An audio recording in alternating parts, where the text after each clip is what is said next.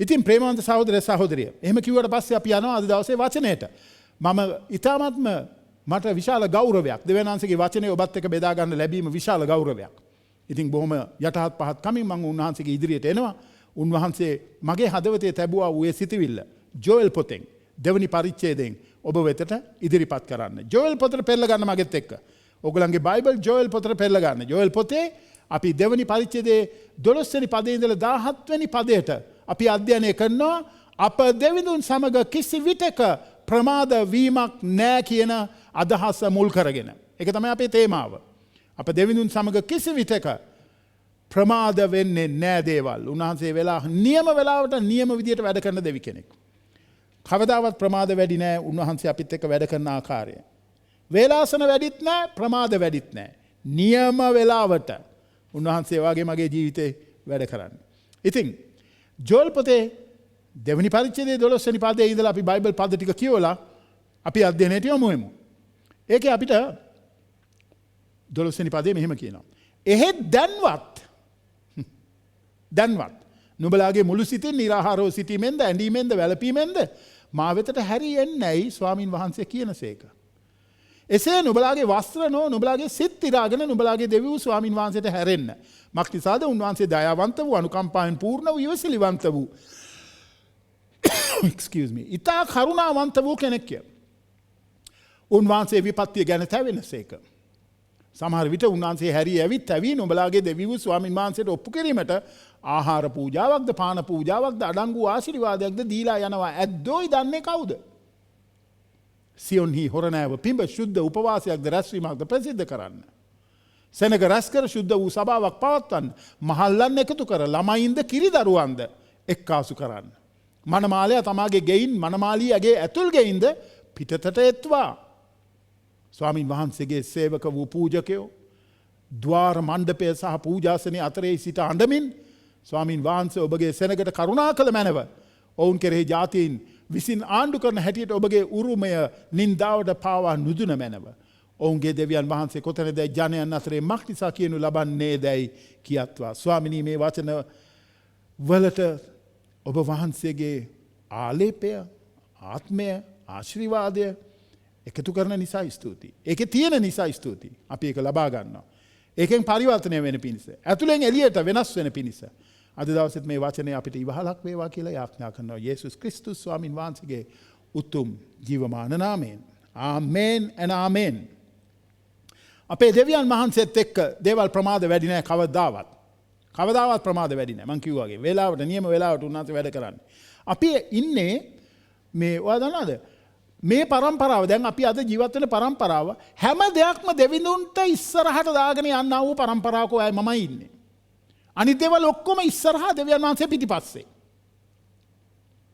දෙවියන් වහන්සේ driver seat එකේ ඉන්න ඕනේ. අපි ඩ්‍රයිවර් සීට් එකේ ඉඳලා ස්වාමීන් වහන්සේව පිටිපස්සින් දෝගෙන යන්නයි හදන්නේ. එහෙම දෙවි කෙනෙක් එක්ක නෙමෙයි අපි වැඩ කරන්නේ. මේ පද කීපය කියනකොට අපි දැක්ක ඊශ්‍රායල් සෙනග ලොකු ප්‍රශ්නයකට මුහුණ දීලා ඉන්නේ දැන්. දිගට මේගොල්ලන්ට සතුරු කරදර.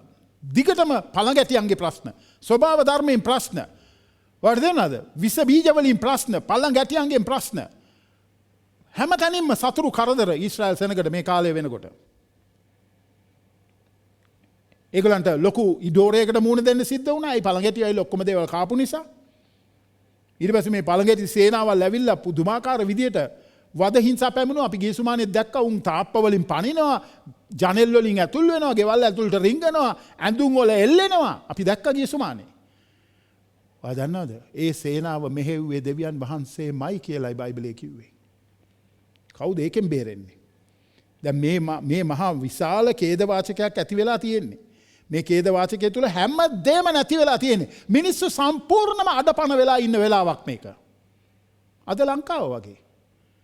අද ලංකාවේ තේම මිනිස්සු සම්පූර්ණයෙන්ම ඔක්කොම තමුන්ගේ තිබෙන්නා වූ අර මොනවාද ඒකට අපි කියන්නේ මොරාල් එක බිමටම වැටිලා මිනිස්සුන්ගේ මොරාල් එකක් නැහැ.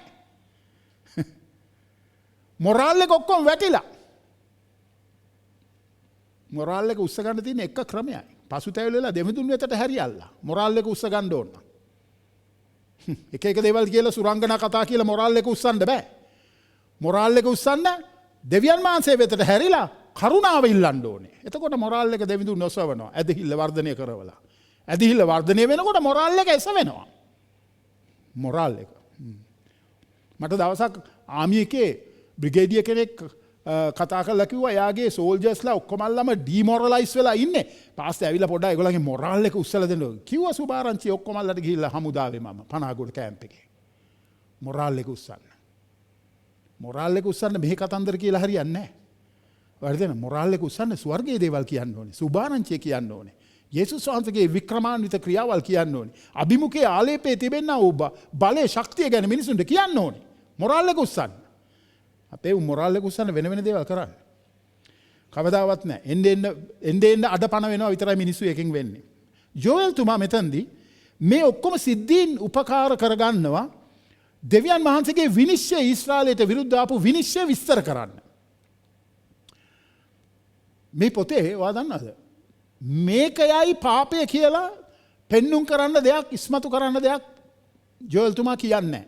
හැබැයි මේක ප්‍රවේශමෙන් අධ්‍යයනය කරගෙන යනකොට අපිට තේරෙනවා මේ මිනිස්සු ක්‍රමක්‍රමයෙන් ඒගොල්ලන් මේ සෑහීමට පත්වෙන ජීවිතයකට පත්වෙලා ඉන්නවා කියලා නම් පේනවා මේකේ. දෙවියන් වහන්සේගේ කාරණාවල් ගැන කිසි තැකීමක් කරන්නේ නැතුව, දෙවියන් වහන්සේගේ කාරණාවල් සලකන්නේ නැතුව වර්ධනද මේගොල්ලන්ට ඕනේ දේවල් කර කර ඉඳලා තියෙනවා. මේ දෙවනි පරිච්ඡේදයේ 13 වෙනි වගන්තිය අපිට මතක් කරලා දෙන්නේ ඒකයි.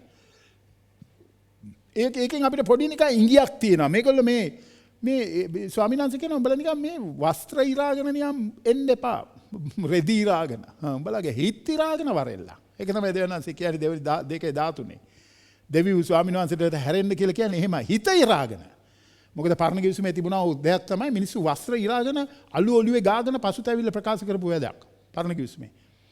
හැබැයි ස්වාමීන් වහන්සේ මෙතනදී කියනවා වස්ත්‍ර ඉරාගෙන නෙමෙයි සිත් ඉරාගෙන වරෙල්ලා. ඇතුළාන්තේ කඩා වැටීමක් එක්ක වරෙල්ලා. ඒකයි කියන්නේ ස්වාමීන් වහන්සේ. මේ කාලේ අපි දකින්නේ ඒගොල්ලන් සෑහීමකට පත්වෙච්ච කාලයක් මේ. දේවල් ඔක්කොම හොඳට වෙනවා. යුදාවේ ඔක්කොම සාර්ථකත්වයේ සඵලත්වයේ තියෙනවා. ඉතින් සෑහීමකට පත් වෙලා හිටියා. ඔන්න දෙවියන් වහන්සේ අවධානය යොමු කරගන්න විදිහ. මොකද මේගොල්ලන් දෙවියන් වහන්සේගේ දේවල් ගැන කිසි තැකීමක් නොකර හිටියා. අදත් ඉන්නවා සභාවේ. දෙවියන් වහන්සේගේ දේවල් ගැන තැකීමක් නැතුව ඔහේ ඉන්නවා. තමුන්ගේ වැඩ කර තමුන්ගේ වැඩ කර ඉන්නවා. දෙවියන් වහන්සේගේ වැඩ ගැන කිසිම තැකීමක් කරන්නේ නැතුව. දෙවියන් වහන්සේ මොවට විරුද්ධයි? මම ඔයාලට කියනවා විරුද්ධයි. දෙවියන් වහන්සේ එතකොට ස්වභාව ධර්මයේ පවා පාවිච්චි කරනවා. හතුරෝ හැටියට ඇවිල්ලා මිනිස්සුන්ට වද දෙන්න ස්වභාව ධර්මයක්. හතුරුකම් කරන්න පටන් ගන්නවා මිනිස්සුන්ට. මොකද මිනිස්සු දෙවිඳුන්ට හතුරු වෙලා ඉන්න හින්දා. දෙවියන් වහන්සේ පාවිච්චි කරන්න පුළුවන් හැම එකක්ම පාවිච්චි කරනවා. මිනිසුන්ගේ සිත් නැවත උන්වහන්සේ වෙතට හරවා ගන්න පිණිස. මම දන්නේ ඔබ යන ප්‍රශ්නේ මොකද්ද දැන් මේ වෙලාවේදී කියලා. හැරෙන්න දෙවියන් වහන්සේට එච්චරයි කියන්න තියෙන්නේ මට. හැරෙන්න. මොකද උන්වහන්සේගේ විනිශ්චය ඇවිල්ලා ඔබ විනාශ වෙන්න ඉස්සෙල්ලා හැරෙන්න. ඔබ උන්වහන්සේව අදහගෙන ඉන්නවා නම් ඔබ දැන් විනිශ්චයෙන් නිදහස්. එහෙනම් විනිශ්චයෙන් නිදහස් නම් දැන් නිදහස් මිනිස්සෙක් හැටියට දෙවියන් වහන්සේගේ වැඩේ දෙන්න. ගෙදරින් පටන් අරගෙන සභාව හරහා ගිහිලා දේශයට ආශිර්වාදයක් වෙන්න. එහෙම කරන්න හිතක් නැහැ. දෙවියන් වහන්සේ එතකොට මොනවද කරන්නේ? පාවිච්චි කරන ස්වභාව ධර්මයේ පවා. ස්වභාව ධර්මයේ උන්වහන්සේගේ සේවකයා. උන්වහන්සේට බල ඕන එකක් කරන්න ඒවත් එක්ක. කිව්සනින් ඒවා එකඟ වෙනවා උන්වහන්සේට. කිව්සනින් එකඟ වෙනවා. මිනිස්සු තමයි ප්‍රශ්න කර ඉන්නේ. ඒ නිසා වට මං කියන්නම් දෙවියන් වහන්සේ විවිධාකාර විදිහේ කරදර වෙනවා, ප්‍රශ්නෙන්ද සලස්වනවා. ජාතියක් හැටියට, පුද්ගලයෝ හැටියට, පවුල් හැටියට, සභාවල් හැටියට ප්‍රශ්නෙන්ද සලස්වනවා. මිනිස්සුන්ගේ සිත් අවදි කරවන පිණිස. නැත්තම් බුදි නැත්තම් ආත්මිකව බොහොම සෑහීමකට පත් වෙලා ඉන්නේ අපි හොඳයි කියලා. දෙවියන් වහන්සේගේ ක්‍රම සහ විදි තියෙන අවදි කරවන. ඉස්සර මට මතකයි දයන් උදේ පාන්දර යාඥාවට එන්නේ නැති වෙන මම වතුර කෝප්පයක් ගිහලා දාන ඔළුවේ ඉඳලා දායන්ගේ. දැන් උඩ පැනලා හැරිලා එනවා යාඥාවට ඉඳගන්න. හරිද? දෙවියන් වහන්සේ වගේ තමයි අපිට දෙනවා පොඩි අභ්‍යාස. ඇරෝ ගන්න අපිව. ඇයි අපි බුදි. දෙවියන් වහන්සේ ස්වභාව ධර්මයේ පාවිච්චි කරනවා, විවිධාකාර අවස්ථා පාවිච්චි කරනවා, පීඩාවල් එන්න සලස්වලා ඒවා පාවිච්චි කරනවා. දෙවියන් වහන්සේගේ සෙනග නැවත අවදි වෙලා ස්වාමින් වහන්සේ වෙතට හැරෙන පිණිස. ජෝයල් පොත දිගටම කතා කරන්නේ විනිශ්චය ගැන. මම කියන්නම්. ඔක්කොම විනිශ්චය. හැබැයි වැඩේ තියෙන්නේ මේකයි. බයිබලයේ විනිශ්චය ගැන කතා කළොත් කවදාවත් විනිශ්චයෙන් පණිවිඩය නවතින්නේ නැහැ බලාපොරොත්තුවක් දෙන්නේ නැතුව. ඒක තමයි දෙවියන් වහන්සේගේ ක්‍රමය. විනිශ්චයක් ගැන කතා කරුවා නම් දෙවියන් වහන්සේ බලාපොරොත්තුවක් ගැන කතා කරනවාමයි. ස්වාමීන් වහන්සේට ප්‍රශංසා වේවා. ඉතින් මේ පොතේ දෙවියන් වහන්සේගේ සෙනග තේරුම් ගන්න සලස්වන උන්වහන්සේ මේ ඔක්කොම කරදර අමාරුකම් වේදනා මැද්දේ දිව්‍යමය විනිශ්චය නුඹලාට අවිල්ලා තියෙන්නේ. මේ දිව්‍යමය විනිශ්චය නිසා හැරිලා බලාපොරොත්තුවට ඇතුල් වෙල්ලා ස්වාමීන් වහන්සේව සොයමින්. ඒක තමයි ඒක කියන්නේ. ස්වාමීන් වහන්සේව සොයමින් බලාපොරොත්තුවට ඇතුල් වෙල්ලා. කන් ඇත්තෝ අසාවා. මේක ඊශ්‍රායලය ඔයගොල්ලන්ට තමයි ලිව්වේ. මේක යුදෙව්වන්ට තමයි ලිව්වේ. යුදෙව්වන්ගේ අනාගතය ගැන, යුදෙව්වන්ගේ අතීතය ගැන, යුදෙව්වන් දැන් යන තත්ත්වය ගැන ඒව ගැන තමයි මේ කතා කරුවේ මේකේ. හැබැයි ඔයා අමතක කරන්න එපා. මේක excuse me. ඊශ්‍රායල් සෙනගට මේක ලිව්වා වගේම මේක අද දවසේ ඔබටයි මටයි. මොකද අපි තමයි හරිම ආත්මික ඊශ්‍රායල්වරු අද දවසේ. අපි තමයි ආත්මික ඊශ්‍රායල්වරු. ඊශ්‍රායලේ ඉන්න මිනිස්සු සැබෑ ඊශ්‍රායල්වරු නෙමෙයි. මොකද ඒගොල්ලෝ යේසුස් වහන්සේව ප්‍රතික්ෂේප කරලා ඉන්න හින්දා. ඒගොල්ලෝ ඇදහිල්ලෙන් යේසුස් වහන්සේ තුල ඇදහිල්ලෙන් ජීවත් වෙන අය නෙමෙයි. වෙන දේවල් ආගම කරේ ඇදහිල්ලෙන් ඉන්නව අය ඒගොල්ලෝ. සැබෑ ඊශ්‍රායල්වරු උන්වහන්සේ තුල නැවත උත්පාදනය ලැබූ කිතු බැතියෝ. ඉතින් මේක අපිට ඒ වගේම අදාළයි. එදා දවසේ ජෝෙල් පොතෙන් දීපු ඒ පණිවිඩය යුදෙව්වන්ට වගේම අද දවසේ ඔබටයි මටයි. මේක කවදාවත් වචනේ යල් පැනලා නැහනේ. යෙසාය 48 වෙනි වගන්තිය ඒකයි කියන්නේ. කවදාවත් වචනේ පරණ වෙන්න බෑ. වචනේ යල් පනින්න බෑ. ඒ වචනේ හැමදාම අධ්‍යයනය කරන්න හැම දවසේදී මේක අලුත්ව තමයි අප වෙතට එන්නේ. තනකොළ වේලෙනවා, මල් පර වෙනවා, අපේ දෙවියන් වහන්සේගේ වචනේ සදා කාලෙටම පවතිනවා කියලා යෙසාය කියනවා 40 වෙනි පරිච්ඡේදයේ 8 වෙනි පදේ. ස්වාමීන් වහන්සේට ප්‍රශංසා වේවා. ඒ නිසා මේ වචනේ අහන්න. හැමදාම වචනයට ඉඳ ගන්න. හැමදාම මොනතරම් ආශිර්වාදයක් මේ සභාවට තියෙනවද? හැමදාම උදේට තියෙනවා යාඥාවක් වචනේ ඇහෙන්න සලස්වනවා, ගීතිකා තියෙනවා, සහභාගීත්වයේ යාඥා ගන්න තියෙනවා. හැමදාම උදේ පාන්දර 6 ඉඳලා ඔබ තමයි ඒව අල්ල ගන්න ඕනේ. අපිට පුළුවන් ඔබ උනන්දු කරවන්න, අපිට පුළුවන් මේ අවස්ථාවල හදලා දෙන්න. ඔබ තමයි ඇවිල්ලා මේවා අත්දැකීමින් දිව්‍ය විනිශ්චයෙන් බේරිලා ජීවත් වෙන්න, දිව්‍ය දඬුවමෙන් බේරිලා ජීවත් වෙන්න අවශ්‍ය කරන තීරණ පියවරවල් ජීවිතේ ගන්න. ඔබ වඩා මේ කාමරවලට ඇතුල් වෙන්න, මේ ආඥා කාලවල වලට ඇතුල් වෙන්න. ඒව තුලින් ශක්තිමත් කරගන්න ජීවිතේ. අවබෝධය ඇති කරගන්න වචනය තුල දෙවිඳුන් කවුද මොන විදිහටද වැඩ කරන්නේ කියලා. අපේ ජාතිය බැලුවොත්, මේ දේශය බැලුවොත් ඔයා දන්නවද? බලාපොරොත්තු වෙන්නේ නැහැ. සාපයකට ලක් වෙලා ඉන්නේ දේශය. සාපයකට ලක් වෙලා තියෙන්නේ. ස්වභාව ධර්මයෙන් සාපය. මිනිසුන්ට එක විස බීජ ඇවිල්ලා ඒකෙන් සාපය. දැන් ණය තුරුස් තුල ඒකෙන් සාපය. කොහෙන්ද කියන්නකො ආශිර්වාදයක් තියෙන දේශයට? ඇයි නැත්තේ? දෙවිඳුන්ට විරුද්ධව මැවිල්ලට වඳින සෙනගක් මේ දේශයේ පිරීලා ඉන්න නිසා අජරාමර වූ දෙවියන් වහන්සේව පැත්තකට දාලා ජරාවට පත්වෙන මිනිස්සුන්ගේ සතුන්ගේ හැඩයට හදාගත්තා වූ දේවල් ඒවා ඉදිරියේ වැඳ වැටෙමින් කියනවා අපිට උදව් වෙන්න කියලා. දෙවියන්සේ විරුද්ධයි. දෙවියන්සේ විරුද්ධයි. මේ දේශේ සාපයකට ලක් වෙලා තියෙන්නේ. මේ දේශේ නැවත ආශිර්වාදයකට හරවන්න තමයි දෙවියන් වහන්සේ ඔබට මට එලිදරව් වෙලා තින්නේ. අපි මොනවද කරන්නේ මේක ගැන? අපිත් නිහඬයි. යාඥාවක් කරන්න උදේට නැගිටින්න කම්මැලි, බයිබලයේ කියවල පොඩ්ඩක් එකකින් අදාළ කරගෙන ජීවිතේ හදාගන්න කම්මැලි.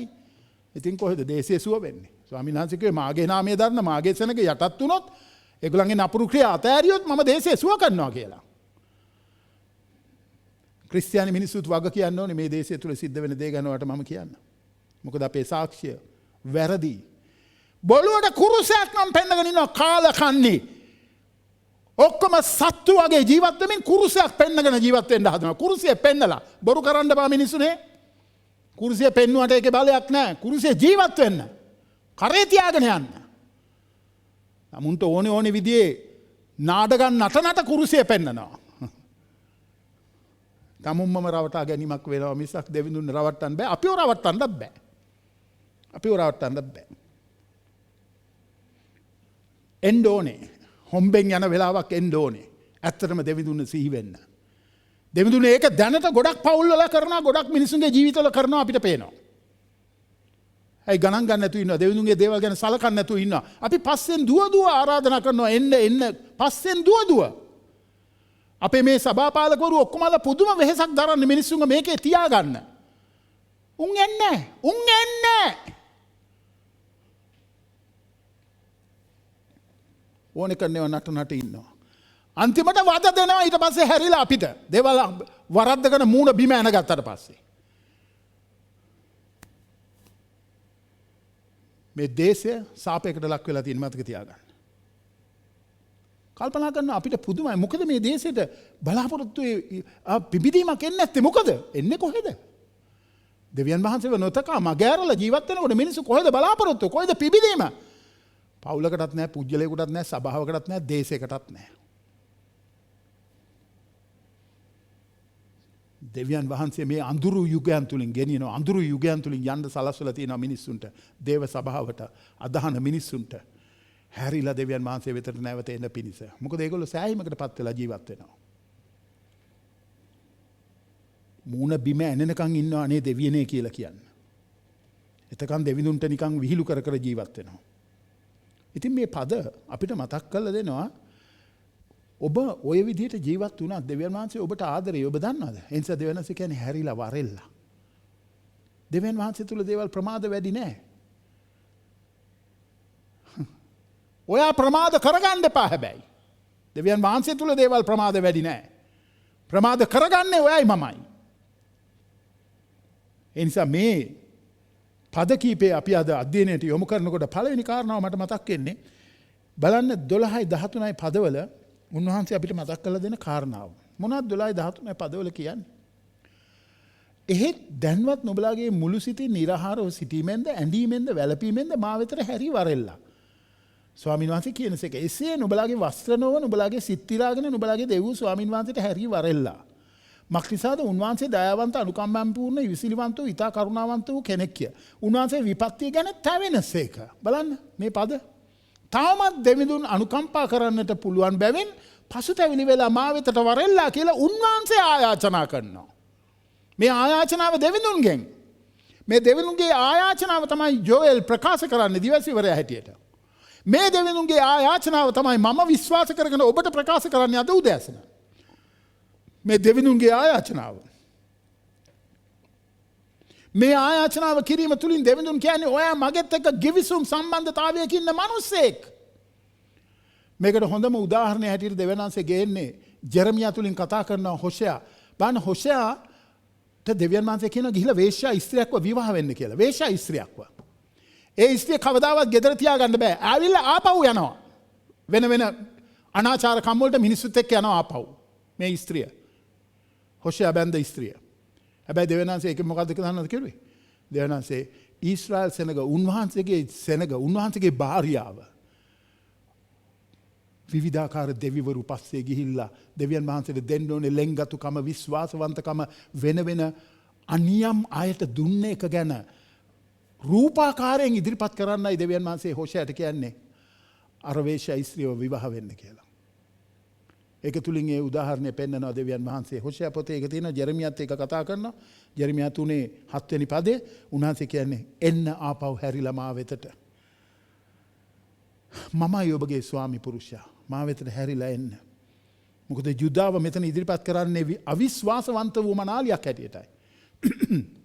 මේ ජෙරමියා කියනවා ඒ සියල්ල ඒ කියන්නේ මේ හොෂයාගේ භාර්යාව ඒ සියල්ල කලයින් පසු ඒ කියන්නේ අනාචාරකම් මා වෙතට හැරී එනවා ඇතැයි කීවෙමි. නමුත් හැරී ආවේ නැත. ඇගේ ද්‍රෝහිකාර සහෝදරියෝ යුදා එය දුටුවාය. බලන්න මේ ජෙරමියාත් ඒක මතක් කරලා දෙනවා මේ යුදාවේ සෙනගගේ රූප නමස්කාරය සහ දෙවිඳුන් වෙතින් හැරිලා හිටියා වූ මේ අවිශ්වාසවන්ත වූ ජීවිතය ගැන. ඒගොල්ලෝ වෙන ප්‍රේමවන්තයින්ව හොයාගෙන ගියා කියලා කියනවා මේකේ.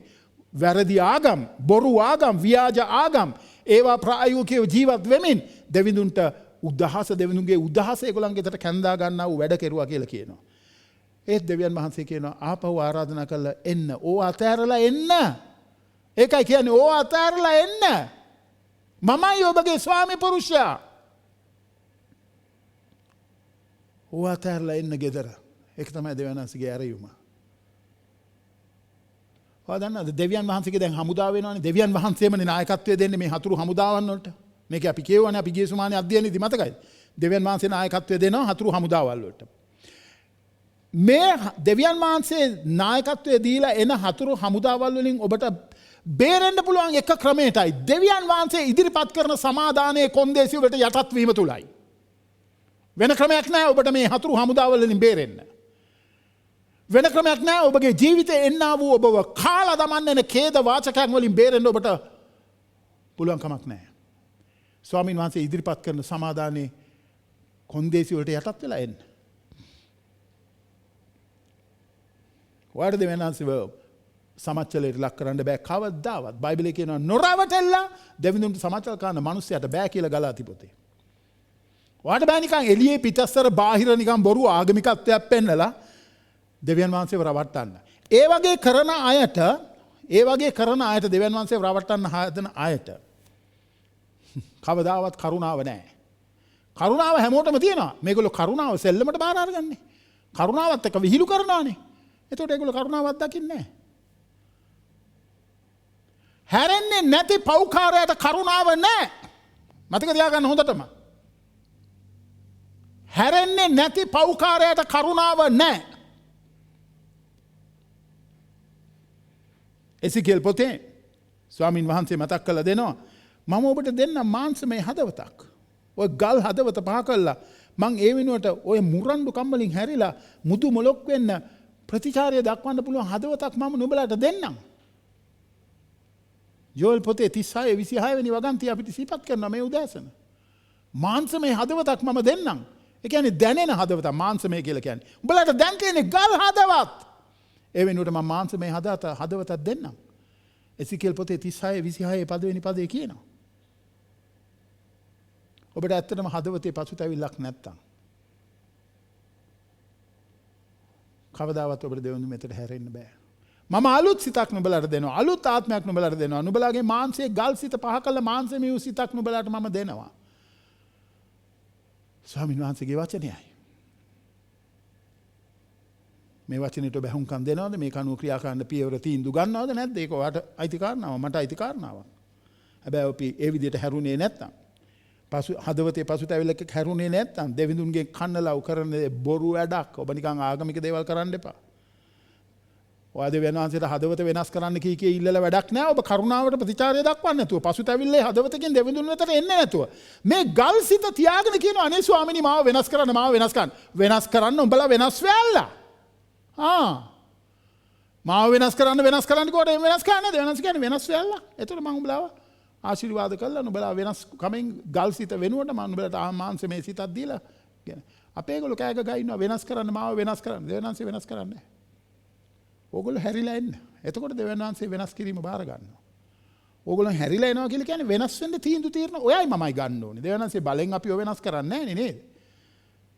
දැන් මේ කොවිඩ් එක බලෙන් මිනිස්සු ගහන්නේ මොනවද? වැක්සින් එක මිනිස්සුන්ට බලෙන් ගහන්න හැදුවට. දෙවියන් වහන්සේ බලෙන් සත්කම් කරන්නේ නැහැ අපේ. දෙවියන් වහන්සේ අපේ ඇතුලේ සත්කම කරන්නේ අපිට වැක්සින් එක ගහන්නේ අපේ කැමැත්ත එක්කයි. දැන් අද දවසේ මේ ක්‍රිස්තියානි මිනිස්සුන්ටත් වෙලා තියෙන පිස්සුවක්. ඒගොල්ලෝ රණ්ඩු කරනවා මේක ගැන. ඕක ගැන රණ්ඩු කළා වැඩක් නැහැ. ඕක ගැන හඬක් නැකලා කෑ ගැවුවට වැඩක් නැහැ. රජය කියනවා දැන් රජයට ඕනේ මේවා පෙන්වන්න. එක්සත් ජාතීන්ගේ සංගමයට මේවා පෙන්වන්න. අපි ඔක්කොටම ගහලා තියෙන්නේ. අපේ වැඩ කටයුතු අපි ඉවරයි. ඒකින්ද බලෙන් හරි ගෙවල් වලට ගිහලා ගහනවා ඕක දැන්. දැන් ඕකට රණ්ඩු කර ඉන්නවා පොලිසියෙන් ඇල්ලව අරගෙන යයි. ඔය කැරලි ගහනවා කියලා හොඳේ. ඔයාට ෂේප් වෙලා ඉඳලත් වැඩක් වෙන්නේ නැහැ. මොකද ඕක නැතුව ඉස්සරහට වැඩක් කරගන්න හම්බ වෙන්නේ නැහැ කියන එක ඔයා මතක තියාගන්න. මේක මේ ඇදිහිල්ල සම්බන්ධ කාරණාවක් නෙමෙයි. අපේ මිනිස්සු මේක මේ ඇදිහිල්ලට සම්බන්ධ කරගෙන අද දවසේ කෑ ගැහුවට. මේක ඇදිහිල්ල සම්බන්ධ වූ කාරණාවක් නෙමෙයි. ඔයාට ස්වේච්ඡාවෙන් මේක ගහ ගන්න නැතුව ඉන්නත් බෑ. ඒ නිදහස අපිට තියෙන ඕනනම් ගහ ගන්න නැතුව ඉන්න. ගහ ගන්න නැතුව හිටියොත් ගහගත්තේ නැති එක ගැන බරපතල විදියට ප්‍රශ්න වලට මුහුණ දෙන්න වෙන ඉදිරියට ඔබගේ වැඩ කටයුතු වලදී. දේව සේවයටවත් අපිට ලොකු බාධාවල් අනිවාර්යයෙන්ම එන්න පටන් ගන්නවා. එනිසා මේ වැක්සින් එක ගැන මිනිසුන්ට තියෙන බොරු අදහස් මන් දන්නේ කොහෙන්ද මේවා පහළ වෙලා තියෙන්නේ කියලා. ඒක ඕන නැති එක එක්කෙනා අර එහෙම කිව්වා මෙහෙම කිව්වා කිය වීඩියෝ ක්ලිප්ස් බලනවා.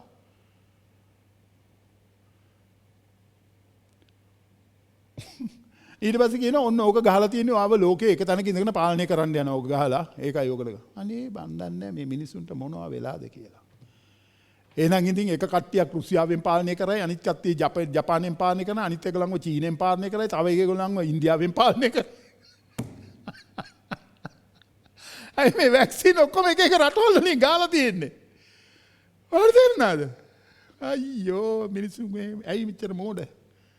ඇයි මේවත් එක්ක රණ්ඩු කර කර විවාද කර කර ඉන්නේ?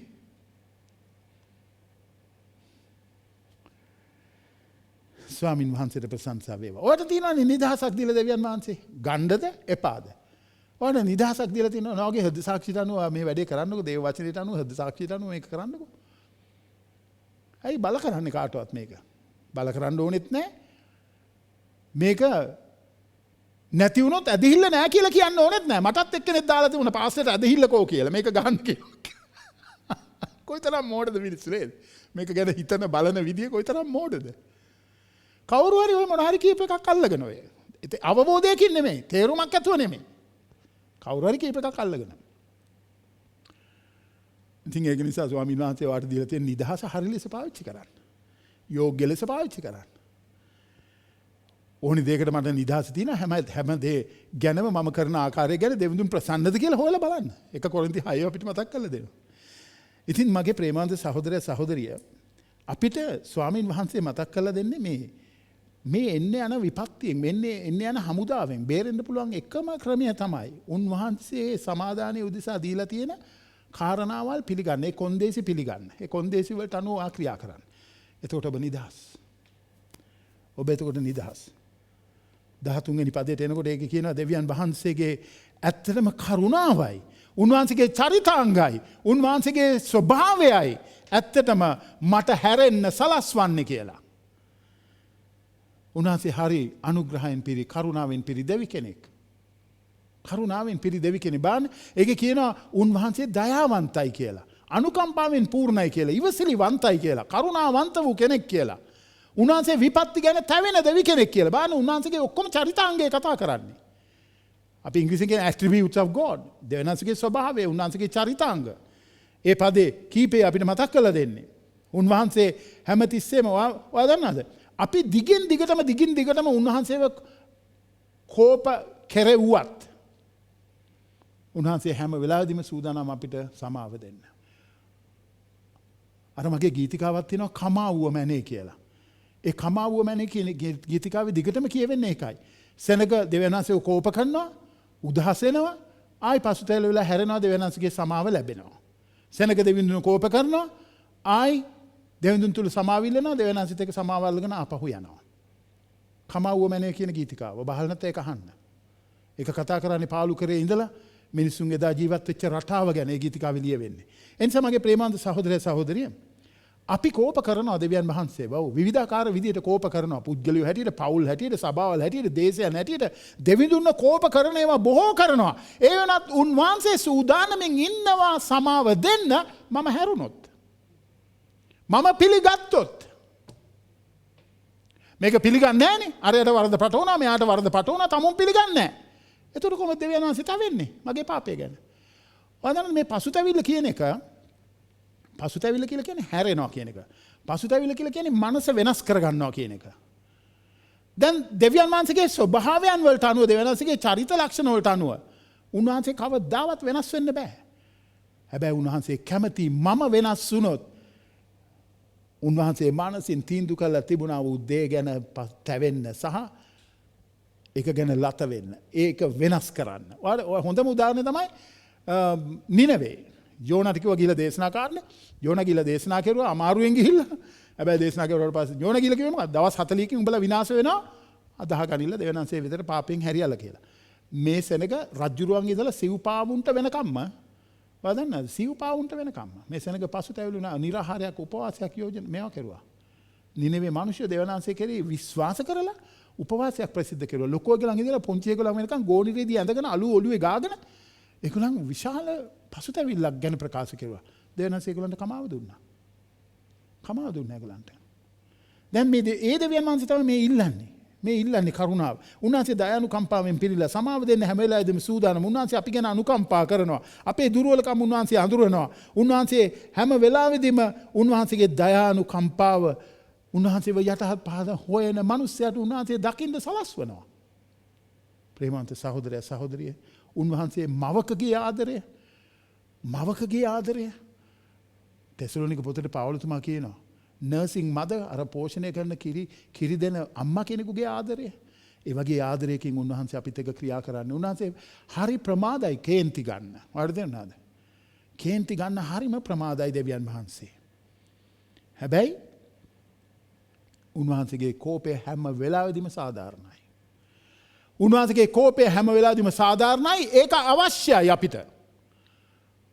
මොකද අපි හැම වෙලාවෙදිම අසාධාරණයි. අපි දෙවියන්වහන්සේව කෝප කරවනවා. ඒතකොට දෙවියන්වහන්සේගේ කෝපය හරිම සාධාරණයි හැම වෙලාවෙදිම. දෙවියන් වහන්සේගේ අදහස අරමුණ මේ කරදර පීඩාවල් ප්‍රශ්න ලෙඩදුක් විවිධාකාර විදිහේ අගහිංකකම් මේවා එන්න සලස්වලා අපේ අවධානය උන්වහන්සේ වෙතට හරවා ගැනීමයි උන්වහන්සේගේ අදහස.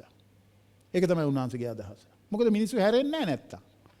ඒගොල්ලන්ගේ ධර්මිෂ්ඨකම් තුල රැඳිලා ඉඳගෙන යනවා. දෙවියන්වහන්සේට ඕනේ අපිව පැවැත්මට ගෙනාවේ උන්වහන්සේත් එක්ක සම්බන්ධ වෙලා নমස්කාර කරමින් ජීවත් වෙන්න. මේකෙන් අපි ඈත් වෙලා ඉන්නකොට දෙවියන්වහන්සේගේ ක්‍රම සහ විදි තියෙනවා. උන්වහන්සේ තෝරාගත්ත උසෙනග වෙතට මේ කාරණාවල් ඒවලා උන්වහන්සේ වෙතට නැවත හරවා ගන්න. දෙවියන්වහන්සේ බොහොම උනන්දුවෙන් ඉන්නවා. උන්වහන්සේ වෙතට හැරෙන්නාට සමාව දෙන්න. බොහොම උනන්දුවෙන් ඉන්නේ. දෙවියන් වහන්සේගේ උදහස ඒගොල්ලෝ දැන් අත්දැකීමෙන් සිටියත් මේ වෙලාවේදී. සමහරකට මේ වෙලාවේ ඔබ ඉන්නවා ඇති කොහේ හරි හිර වෙලා හුස්ම ගන්න අමාරුවෙන්. ඔව් ඉන්නවා ඇති. ඇයි දෙවියන් වහන්සේ නිකන් සෙල්ලමට බාරගත්තා. සුළු කෙරුවා. ඒකයි.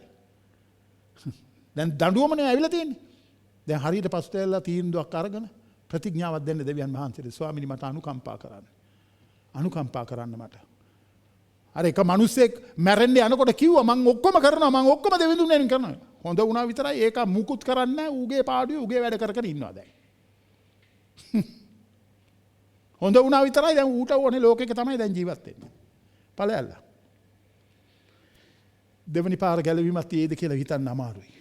මොකද දෙවියන් වහන්සේ පසුතැවිලි වෙන්නේ නැති කෙනාට කරුණාව නැහැ. පසුතැවිලි වෙන කෙනාටයි කරුණාව තියෙන්නේ. උන්වහන්සේ තුල බලාපොරොත්තුව තියෙනවා. ඒක නැති කරගන්න එපා. ස්වාමින් වහන්සේ කියනවා එන්න හැරිලා මා වෙතට. මලාගේ පොතේ 3:7 වෙනි වගන්තිය. ස්වාමින් වහන්සේගේ ලියවිල්ල අපිට හරි පැහැදිලි. මේවා හැමතැනම කියනවා අපිට. නුඹලාගේ පියවරුන්ගේ දවස්වල පටන්ම නුඹලා මාගේ නියෝග නොපවත්වා. එයින් අහක්ව ගිය හොය. මා වෙතට හැරී එන්න.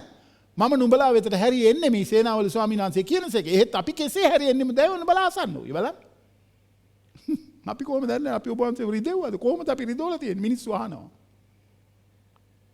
ඔව් ඉතින් සුද්ධාත්මයන් වහන්සේගේ ක්‍රියාකාරීත්වය නැතු කොහොමද ඒව දැනෙන්නේ නේද? අපි දෙවිඳුන් රිද්දෝගෙන ඉන්නවා කියලා කොහොමද දැනෙන්නේ?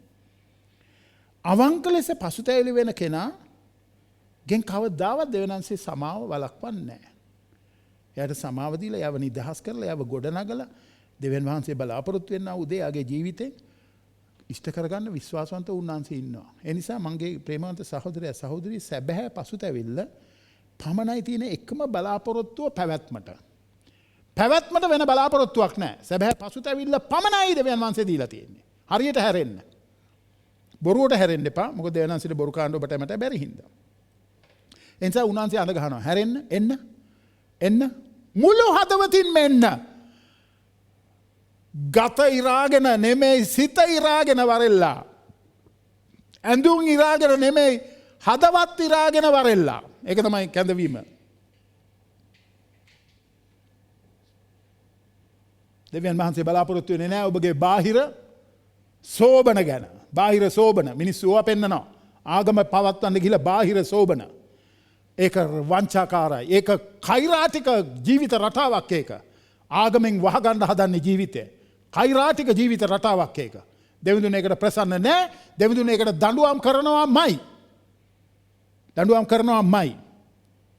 සැබෑ හැරීම සැබෑ පසුතැවිල්ල හරිම අමාරු දෙයක්. ස්පර්ජන් කියන දේවගැත්තුමා කියනවා සැබෑ හැරීම හරිම අමාරු දෙයක්. ගොඩාක් දුර තියෙන දෙයක් සැබෑ හැරීම. ඒ වගේම හරිම අඩුවෙන් සිද්ධ වෙන්නා වූ දෙයක් කියලා. සැබෑ හැරීම. හරිම අඩුවෙන් සිද්ධ වෙන දෙයක්. හරිම ඈත තිබෙන දෙයක් කියලා ස්පර්ජන් කියන දේවගැත්තුමා කියනවා. එයා කියනවා මිනිස්සු ඒගොල්ලන් ආදරය කරන්නේ වැඩියෙන්ම මේ ආගමික නීති රීති පවත්වාගෙන ඒ රාමු තුල ජීවත් වෙන්න කියලා. මාංශය සන්තෝෂ කරමින්. ආගමික දේවල් කරනකොට මාංශය සතුට වෙනවා දන්නවද? ආගමික දේවල් කරනකොට මාංශය සතුට වෙනවා. දෙවනාංශය කැමති නෑ ඔයා මාංශය සතුට කරගෙන ඉන්නවට. දෙවනාංශයට ඕනේ ආත්මය සතුට කරවන්නා වූ දේවල් කරන්න කිතු බැතියන් හැටියට ඔබයි මමයි. සමහරු ඉන්නවනේ ඔය මාංශය දැන් ඔන්න බලන්න මිනිස්සයා ජීවත් වෙලා ඉන්නකම් තඹ දොයිතුවකට ගණන් ගත්තේ නෑ. මලාට පස්සේ මෙන්න දානමාන දෙන ඒවද අරවා දෙනේවද මිනිස්සු ගෙනල්ලා කණ්ඩ බොණ්ඩ දෙනේවද එහෙම මොකටද දන්නවද? අර වරද වහගන්න. වරද ඇතුලේ දැන් වරද සහගත ස්වභාවයක් තියෙන ඇතුලේ ඉන්නකොට සැලකුවේ නෑනේ. දැන් බලාට පස්සේ එකේව දීලා ෂේප් කරගන්නයි හදන්නේ ආගමික කටයුත්තකේදීලා. රවටෙන්න එපා. දෙවිඳුන් රවට්ටන්න බෑ. ඒක තමයි මිනිස්සු මාංශය සන්තෝෂ කරගන්නා වූ දේවල් කරන්න හරි කැමතියි. සැබෑ ආගම කියලා කියන්නේ සැබෑ ඇදහිල්ල කියලා කියන්නේ නිහතමානීකමින් යටහත් පහත් කමින් හදවත සෝදිසි කර ගනිමින් හදවතේ වෙනසක් ඇති කර ගන්න ඇතුලෙන් එළියට තීන්දුව తీරන ගන්න එකයි සැබෑ ආගම කියන්නේ. ඒක ඔබගෙන් වෙන්නේ නැත්නම් ඔබ ඉන්නේ ආගමේ නෙමෙයි ඔබ ඉන්නේ මහා රවටිල්ලක. ඔබ ඉන්නේ දෙවිඳුන්ගේ සැනසෙල්ලේ නෙමෙයි දෙවිඳුන් කෝප කරන තැනක. හැරෙන්න. උන්වහන්සේ අදත් සොයන්නේ ඇතුළාන්තයේ කැඩිලා බිඳිලා තියෙන මිනිස්සු. පාපය ගැන දුක් වෙන මිනිස්සු. වෙනස් වෙන්න කැමති මිනිස්සුන්ව උන්වහන්සේ අදත් හොයන්නේ. ඒ මිනිස්සුන්ට උන්වහන්සේ නොකරන දෙයක් නැහැ. උන්වහන්සේ ආශිර්වාද කරනවා. මං කියන්නම් ඔයාලට. උන්වහන්සේ බලනවා මොන වගේ කෙනෙකුටද මට ආශිර්වාද කරන්න පුළුවන් කියලා. මොකටද ආබ්‍රහම දෙවියන්සේ අඳුනගත්තේ? යෙසාය 66 දෙවියන් වහන්සේ කියන තැලුණු බිඳුණු තැලුණු හදවතක් මගේ වචන ඉදිරියේ වෙවුලන ඒකෙක් මම හොයනවා කියලා. ආශිර්වාද කරන්න. අපේ පාප ගැන අපි ලත වෙනවද? ශෝක වෙනවද? දෙවියන් වහන්සේ සොයනවා අපි වගේ අය වෙන අපිට ආශිර්වාද කරන්න. අපි එන්න ඕනේ හරි හැරීමක් එක්ක. උපවාසය, නිරාහාරව, වැළපීමෙන්, හැඬීමෙන්. වාර්තේරුණාද? එහෙම එන්න දෙවියන් වහන්සේ වෙතට. කැඩුණු බිඳුණු අර 66 දෙවනි පදේ කියන්නේ ඒකයි යෙසාය පොතේ. කැඩුණු බිඳුණු තලුණු ආත්මයකින් එන්න. දෙවියන් වහන්සේ මේ සියල්ල මගේ අතින් සාදන ලද්දේ එසේ මේ සියල්ල සිදු වීයයි කියන එක යටහත් වූ තලුණු ආත්මයක් ඇත්තා වූ මගේ වචනේ ඉදිරියේ වෙවුලන් වූ මිනිසයා දෙස මම බලනවා. කා දෙසද දෙවියන් වහන්සේ බලන්නේ? කියවන්නේ පදේ. දෙවියන් වහන්සේ බලන්නේ ඉන්නේ වගේ කෙනෙක් දිහායි බලා කිය බයිබලේ කියන්නේ. බොරු බාහිර පිටස්තර ආගමික ස්වභාවයෙන් අයින් වෙන්න. මොකද ඒක ආව කොහෙවත් ගෙනියන්නේ නැහැ. අපිට මේ බයිබලයේ පද ගොඩාක් මතක් කරනවා. අපි මේ බයිබල් පද ටිකක් බලාගෙන යමු. අපේ හදවත් හරියට අපි හරවා ගැනීමේ තිබෙන අවශ්‍යතාවය දකින ද්විතීය කතාවේ 6:5 කියනවා. නුඹේ දෙවියෝ ස්වාමීන් වහන්සේට මුළු සිතෙන්ද ආත්මයෙන්ද ශක්තියෙන්ද ප්‍රේම කරන්න කියලා. ඊට පස්සේ 2 කොරින්ති 7 වෙනි පදේ පරිච්ඡේදේ අපිට කියනවා 10 වෙනි පදේ මක්නිසා දේව කැමැත්තට එකඟ වූ ශෝකයෙන් තැවෙන්නට කාරණයක් නොවන්නා වූ ගැලවීමට පමුණවන පසුතැවීම හට ගන්නේය. නමුත් ලෞකික ශෝකය මරණය උපදවන්නේය. ලෞකික ශෝකය මරණය උපදවනවා. ඒක නිසා අපි සැබෑ ආත්මීක ලෙස පසුතැවිලි වීමක් එක්ක දෙවිඳුන් ඇතර හැරෙන්න. අපිට මතේ සුභාරංචි 15:8 කියනවා උඹලා මට මේ බොරු කරන්න එපා. උඹලගේ තොල් ප්‍රශංසාවල් මට එපා. තොල් වලින් මට ගෞරවය කරනවා. වචන කියලා. හැබැයි හිත මගෙන් ගොඩක් දුරව තියෙනවා කියලා ලියවිල්ල කියනවා. මතේ 15:8 වෙනි වගන්තිය. පළවෙනි සාමුවෙල් 6:16 වෙනි වගන්තිය කියනවා දෙවියන් වහන්සේ බලන්නේ මිනිස්සයා වගේ පිටාතරේ නෙමෙයි. උන්වහන්සේ බලන්නේ ඇතුළාන්තය කියලා. ජෙසීගේ ගෙදරට රජෙක්ව පත් කරන්නට ආලේප කරන්නට සාමුවෙල්ට යන්න කිව්වම දෙවියන් වහන්සේ සාමුවෙල්ට කතා කරපු වචනය එතන තියෙන්නේ. ප්‍රේමන්ත සහෝදරී ජෙරමියා පොතේ 4 වෙනි පරිච්ඡේදයේ 4 වෙනි වගන්තිය කියනවා මේ යුදාහි සෙනග මක්නිසාද ස්වාමීන් වහන්සේ යුදාහි මිනිස්සෙනි යෙරුසලමේ වැසියනි නුඹලා ස්වාමීන් වහන්සේ උදෙසා චර්මච්ඡේද වී නුඹලාගේ සිත්වල චර්මග්‍රාහය පහ කරන්න. නැත්නම් නුඹලාගේ ක්‍රියාවල නපුරුකම නිසා මාගේ කෝපය ගිනිමෙන් නික්ම කිසිවෙකුට නිවන්නට බැරි ලෙස ඇවිලෙනවා ඇත කියලා. හරි පසුතැවිලි වීමකට එමු අපි.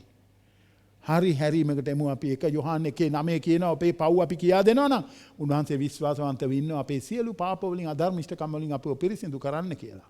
1 යොහාන් 1:9 වෙනි වගන්තිය. ජාතියක් හැටියටත් පවුලක් හැටියටත් සභාවක් හැටියටත් පුද්ගලයෙක් හැටියටත් අපිට බලාපොරොත්තුව තියෙන්නේ සැබවින්ම දෙවියන් වහන්සේගේ උදහසින් බේරෙන්න පුළුවන් වෙන්නේ උන්වහන්සේව අවංක ලෙස පසුතැවිල්ලකින් හැවුවොත් විතරයි කියලා මතක තියාගන්න. බොරු කරන්න එපා, දෙවිඳුන් එක්ක බොරු කරන්න බෑ. දෙවියන් වහන්සේගේ සෙනඟ හරි පසුතැවිල්ලකට එනකම් කවදාවත් ඒ මනුස්සයාට ජීවිතේ බලයක් නැහැ. ඒ මනුස්සයාට කවදාවත් මහිමය නැහැ. ලැජ්ජාවට පත් වෙන දේවල්මයි කරන්නේ. අද දවසේ පේනවා නේද ගොඩක් ඒගොල්ලෝ දේව බලෙන් නෙමෙයි ඒගොල්ලෝගේ ජීවත් වීම. දේව බලේ එපා කළා ඒගොල්ලෝ ජීවත් වෙනවා ආගමික ස්වභාවයක් පෙන්නලා. ලැජ්ජාවට පත් වෙනවා ඒගොල්ලෝ. ඒගොල්ලන්ට බලය නැහැ, ඒගොල්ලන්ට මහිමය නැහැ, ඒගොල්ලන්ට බලාපොරොත්තුවක් නැහැ. ජාතියක් හැටියටද, පවුලක් හැටියටද, සභාවක් හැටියටද, පුජ්‍යලයක් හැටියටද එසේමයි ඔබටයි මටයි. එසේමයි. අපි ඒ වගේ ගමනක් යන්න දිගටම තීරණය කරගෙන ඒ ගමන් කරනකන් අපි දෙවියන් වහන්සේට විරුද්ධව කැරලි ගහන තැනක ඉන්නේ කියලා මතක තියාගන්න.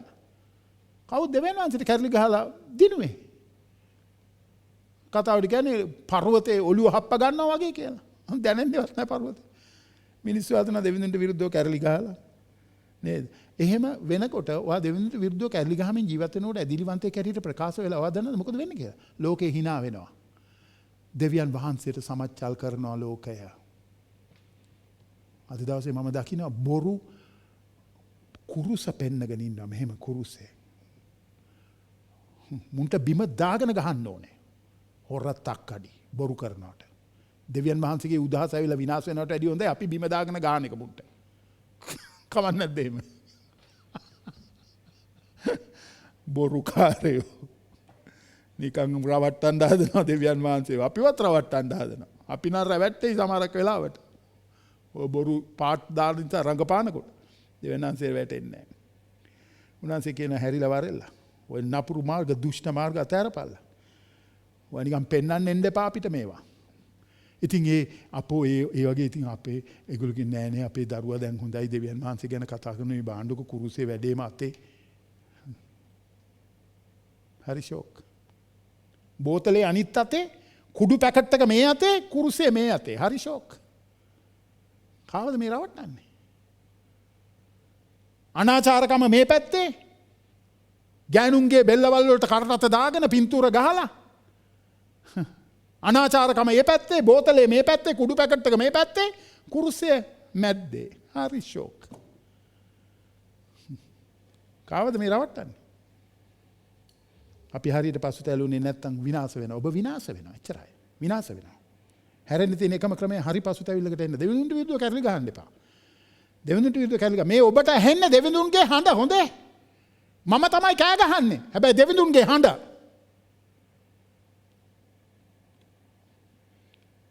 එකම බලාපොරොත්තුව. බලාපොරොත්තුවට තියෙන එකම ක්‍රමයයි අවංකව හැරෙන්න.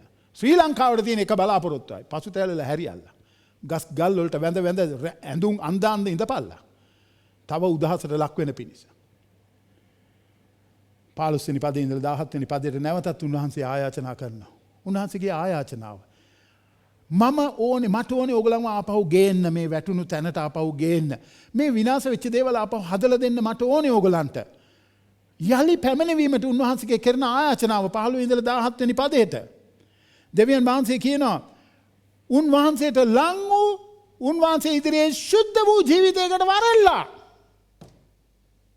ජීවිතේ භුක්ති විඳින්න ඕන නම් දෙවිඳුන් එක්ක මේ ජීවිතය පුදුමාකාර විදිහට භුක්ති විඳින්න පුළුවන් මේ පොළවේ වා දන්නවද? එහෙම තියෙද්දි අය විඳවන්නේ. විඳින්න අවස්ථාව දෙවිඳුන් හදලා තියෙද්දි අය විඳවන්නේ. දෙවියන් වහන්සේ ආරාධනා කරන මිනිසුන්ට එන්න. ආපහු එන්න, හැරිලා එන්න. සමීප වෙන්න මට, ලං වෙන්න මට. සමහරු කැමති නැහැ දෙවියන් වහන්සේට වැඩි ලං වෙන්න. ඒගොල්ලන්ගේ ගඳ දෙවිඳුන්ට දැනෙයි කියලා. ඒකයි ඒක. ලං වුණාම ගඳ දැනෙනවනේ ගඳ. ඔව් ඒ ගඳ දැනෙයි කියලා බයයි ලං වෙන්න. ඉතින් ආගම කියන බොරු සෙන්ට් ගහගෙන එන්න හදනවා දෙවියන් වහන්සේ විතර. දෙවියන් වහන්සේ එලවනවා බූවල්ලක් අරගෙන. එලවනවා. එන්න ශුද්ධකමට. ශුද්ධකම කියලා කියන්නේ කැපවීමට, වෙන්වීමට. මට ලං වෙන්න, ශුද්ධකමෙන් ලං වෙන්න. වෙන් වෙලා කැප වෙලා ලං වෙන්න. දෙවියන් වහන්සේ ආරාධනා කරන අදත් මිනිසුන්ට. දෙවියන් වහන්සේ ආරාධනා කරනවා ඔබට මේක අහගෙන ඉන්න. මට ලං වෙන්න. මං වෙනුවෙන් වෙන් වෙන්න. අපි ඔක්කොමලට කරන ආරාධනාව. උන්වහන්සේ ආරාධනා කරනවා වැඩි මහල්ලාගේ ඉඳලා කිරි බොන දරුවා වෙනකම්ම. කිරි දෙන දරුවාම අරගෙන එන්න රැස්වීමට කියලා බයිබලයේ කියන්නේ. කිරිදෙන දරුවා වරගෙන එන්න රැස්වීමට. දෙවියන් වහන්සේ මෝසෙස්ට කිව්වේ ඒකයි කිරිදෙන දරුවන්ව ගේන්න රැස්වීමට. අද දවසේ කිරිදෙන දරුවා හින්දා අම්මත් නමස්කාර කරන්නේ නැහැ. අම්මටත් නමස්කාරය නැහැ කිරිදෙන දරුවත් එක්ක එතන හැපි හැපි ඉඳ වෙයි කියලා. නෑ දරුවා හදාගන්න. හදාගන්න. දැන් අපි මේ කිරිදෙන කාලේ ඉඳලා මේ දායන්නෂන් එක්ක අපි අගේට නමස්කාරය හිටියේ දේව සභාවේ. දායන්නෂන් හරියට පැයක් ඉඳගෙන ඉන්නවා මම දේශනා කරන ප්‍රධාන දේවස්ථානේ. ඉස්සරහා ඉඳගෙන. නොසන්සුන් කමෙන් හරි ඒගොල්ලන්ට ඉන්න උනා ඒ පැය. ඒක හිටපු හින්දා අද දවසේ ඒගොල්ලෝ දෙවියන් වහන්සේ තුල ඇරිලා ඉන්න ওই තීරණ අරගෙන තියෙන්නේ. එතකොට කාටද ඒ වගකීම තියෙන්නේ? අම්මලා තාත්තලාට වගකීම තියෙන්නේ. පුංචි කාලේ ඉඳලා ළමයින්ට දෙවිඳුන්ට සමීපව උන්වහන්සේගේ රස්නේ තුල ජීවත් වෙන්න කැපවීම කරන්න ඕනේ අම්මලා තාත්තලා ඉස්සල්ලා. ඒගොල්ලෝ ඒක කරන්නේ නැතුව හුරතල් කර කර සර්පීන්ට කිරිපෝපෝ තියාගෙන ඉන්නවා. ජීවිතේ ඔයාලට මම කියන්නම්. දෙවියන් වහන්සේව වෙනුවට තව ගොඩාක් දේවල් ඉස්සර කරලා තියාගෙන ඉන්නේ. ඒවා තමයි මූලිකවම. ඒකනේ දෙවියන් වහන්සේ ගාවට එන්න නමස්කාර කරන්න වෙලාවක්. ඒකට වෙලාව තිබුණොත් විතර අපිට වෙලා නැහැ බ්‍රදර්. අපිට හරියට වැඩ බ්‍රදර්. අන්න කොවිඩ් එක හැදුනම මොන වැඩක්වත් නැහැ. දැන් අන්න ඉඳ ඇඳේ දපනේ දා. මොන වැඩක්වත් දැන් නැහැ. දැන් හුස්ම ගන්න අමාරුයි දඟල ඔය දැන් අගේට ඉන්නවා ඇඳට වෙලා. දෙවියන් වහන්සේට දෙන්න වෙලාවල් නැහැ නේ. දැන් ඉඳගෙන දීපල්ලා මට වෙලාව. දෙවියන් වහන්සේ කියන්නේ ඒක තමයි. ඒක තමයි කියන්නේ දෙවියන් වහන්සේ. දැන් දීපල්ලා මට වෙලාව. ඔතන ඉඳගෙන හුස්ම ගන්න අමාරුකමෙන් දඟල දීපල්ලා මට වෙලාව. තාම ඉන්නවා දඟල. උන්වහන්සේ ආත්මික මඟ පෙන්වන්නන් හැටියට දෙමව්පියන්ට ඒ වගේම දේව සභාවේ ආත්මික මඟ පෙන්වන්නන් හැටියට ඒගොල්ලන්ට කියනවා වරෙල්ල හැරිලා උඹලත් මගේ ගාවට. අද දවසේ අපේ මේ මහ විහිළු කරන සපත්තු විසි කරන උන් වර්ධනවාද? ඒ අමුතු දේවල් ඔක හැමදාම මම කියනවානේ. ඒ වගේ බොරු කාරෙන්ගෙන් පිරීලා ඒගොල්ලෝ එහාට මෙහාට දඟලලා වෙනස කියන හැරිලා වරෙල්ලා. ආත්මික මඟ පෙන්වන්නා උන් හැරිලා වරෙල්ලා. ඇවිල්ලා මේ වචනය කියා දීපල්ලා මිනිස්සුන්ට.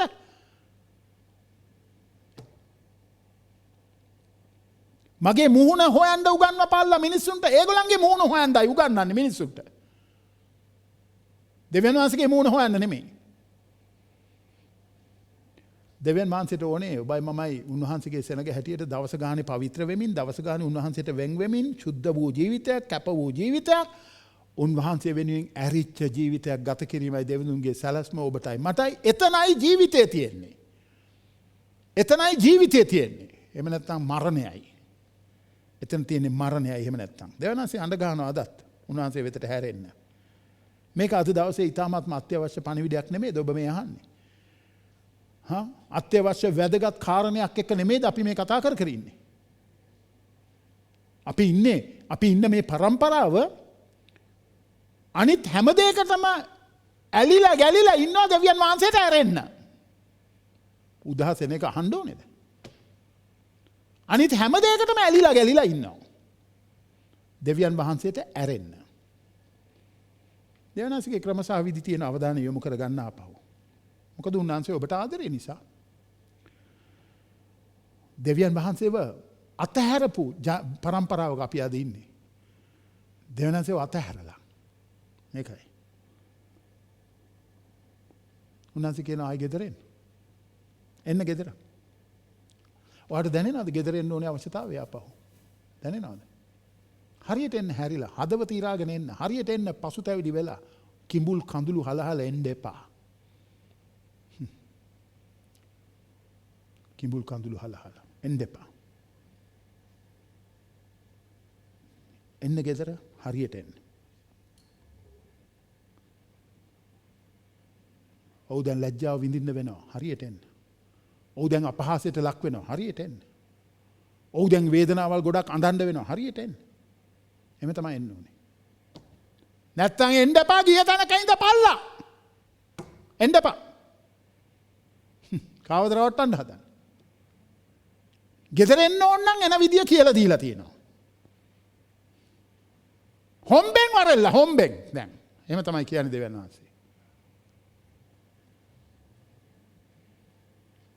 තදයි නේද වචනේ?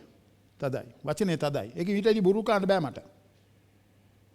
මොකද අපි ඉන්නේ પરම්පරාවේ වගේ પરම්පරාවක අපි ඉන්නේ. අනිත් හැම දෙයකටම ඇලිලා ගැලිලා ඉන්නවා දෙවිඳුන්ට ඇරෙන්න. දෙවිඳුන්ට විතරයි බය නැත්තේ. අනිත් ඒවාට බයයි. මිනිහා දාලා යයි කියලා බයයි, ගෑණි දාලා යයි කියලා බයයි. අරක නැති වෙයි කියලා බයයි, මේක නැති වෙයි කියලා බයයි. ඒවා ඔක්කොටම හරි දෙවියන් වහන්සේට බය නැහැ. ගෙදර වරෙල්ලා ආපහු ගෙදර වරෙල්ලා. හරියට වරෙල්ලා. කිව්ව විදියට. දෙවියන් වහන්සේ කිව්ව විදියට හොඳේ. උන්වහන්සේට ප්‍රමුඛතාවය දීලා උන්වහන්සේට හරි තැන දීලා අපි දැන් මේ ටිකේ සෙන්සුරාදාට ඉගෙන ගන්නේ ප්‍රමුඛතාවය සහ තීරණ ගැනීම ගැන. ඔබට එන්න පුළුවන් හැන්දෑවේ 3 අධ්‍යයනයේට. ඇවිල්ලා ඉගෙන ගන්න තවදුරටත්. මොකද්ද මේ ප්‍රමුඛතාවය දෙනවා කියන්නේ? මොකද්ද මේ තීරණ ගන්නවා කියලා කියන්නේ? ඉගෙන ගන්න අවස්ථාව තියෙනවා සෙන්සුරාදා 3ට එන්න. ඒවා අපි සාකච්ඡා කරනවා.